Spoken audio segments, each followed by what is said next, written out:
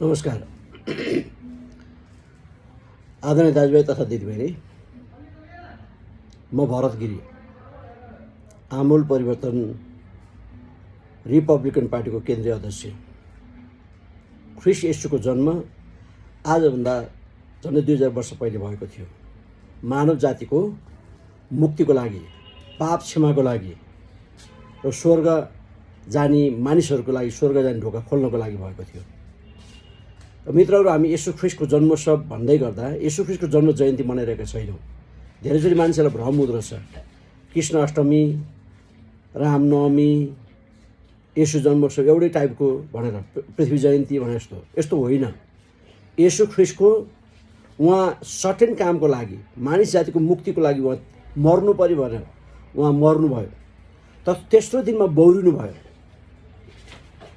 तेस्रो दिनमा बौरिनु भएको कारणले गर्दा उहाँ आज पनि जीवित हुनुहुन्छ। अहिले स्वर्गमा बस्नुहुन्छ र मानिसको हृदयमा बस्नुहुन्छ। आज हृदयमा बस्नुहुन्छ। त्यही येशू ख्रिस्टको जन्मोत्सव आज विश्वभरि सबैभन्दा धेरै मानिसहरूले, 8 अरब मान्छेमा सम्भवतः 6-7 अरबभन्दा बढी मान्छेहरूले क्रिसमस चाडलाई मनाउँछन्। विश्वभरिको सबैभन्दा ठुलो भव्य चाड यदि कुनै छन् भने, उत्सव छन् भने यो येशू ख्रिस्टको जन्मोत्सव नै हो। अनि यत्रो भव्य र सभ्य कार्यक्रमलाई नेपालमा सानो सानो झुन्डहरूको पनि बिदा दिएको छ, गणतन्त्र आइसके पछाडि विशेष गरी। अनि हामी 30 लाख क्रिस्चियनहरूले विशेष गरी 65 सालदेखि पाउँदै आएको यो चाड पनि केपी ओलीज्यूको सरकार आइसकेपछि 74 पछाडि 73मा खोसियो, 74मा फेरि दियो, फेरि 75देखि फेरि खोसिएको छ। र क्रिस्चियनलाई मात्रै भनेर एउटा चाड, क्रिस्चियन धर्मावलम्बीलाई भनेर सरकारले त्यति दिएको छ। त क्रिस्चियन धर्मावलम्बीलाई भनिसके पछाडि क्रिस्चियन धर्मावलम्बीहरूको लागि अफिस पनि बिदा हुन्छ, यदि अहिलेकै नियमअनुसार हो भने पनि। खासमा त्यो राष्ट्रिय चाड हुनुपर्छ। 30 लाखको सङ्ख्या भएको नेपाली क्रिस्चियनहरूलाई आदर गर्नको निम्ति, उनीहरूको पनि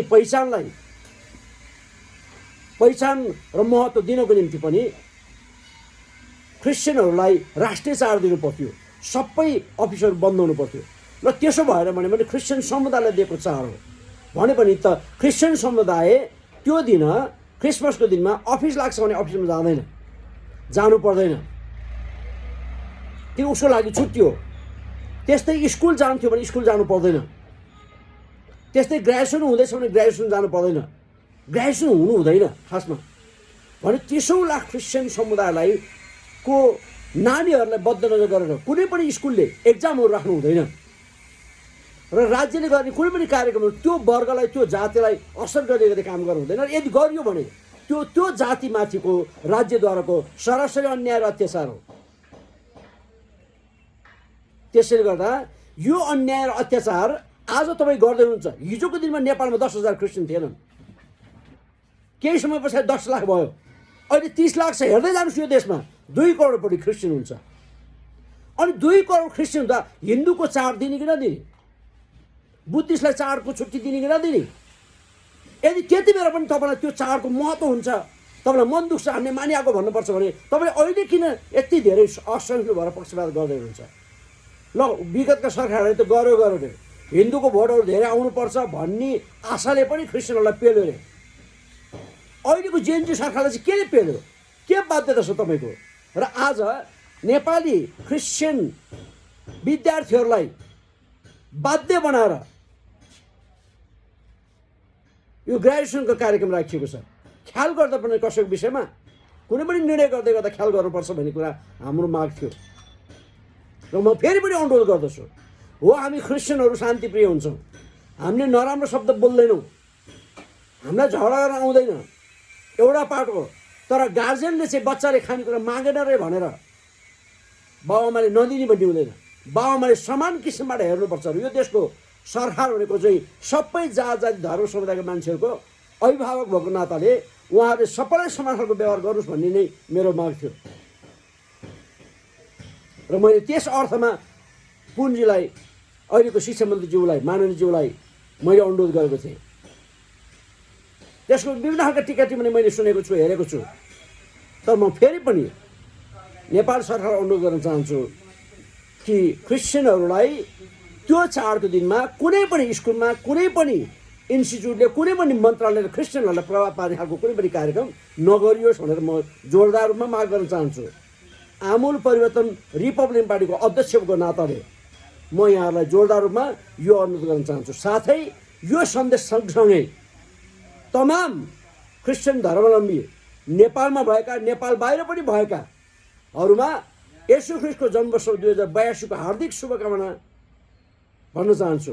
र येशू ख्रीष्टको जन्मोत्सवको प्रभावले विश्वमा शान्ति भाइचारा मेलमिलाप आओस्, द्वन्द्व र लडाइँहरू अन्त्य होस् भनेर पनि शुभेच्छा राख्न चाहन्छु। साथै नेपालमा पनि 30 लाख सङ्ख्यामा भएका 3 करोड नेपाली जनसमुदायहरूमा म ईश्वरसँग प्रार्थना गर्छु कि नेपालमा नयाँ सरकार बनेको छ, जेएनजी आन्दोलन सफल भइसकेको सिद्धिसकेको छ। अब यो देशमा नेपालीहरूकोमा पनि जनतालाई अभिभावकले जस्तै माया गर्ने, भ्रष्टाचार नगर्ने त्यस्तो खालको नेतृत्व आगामी दिनमा पाओस् भनेर पनि शुभेच्छा दिन चाहन्छु।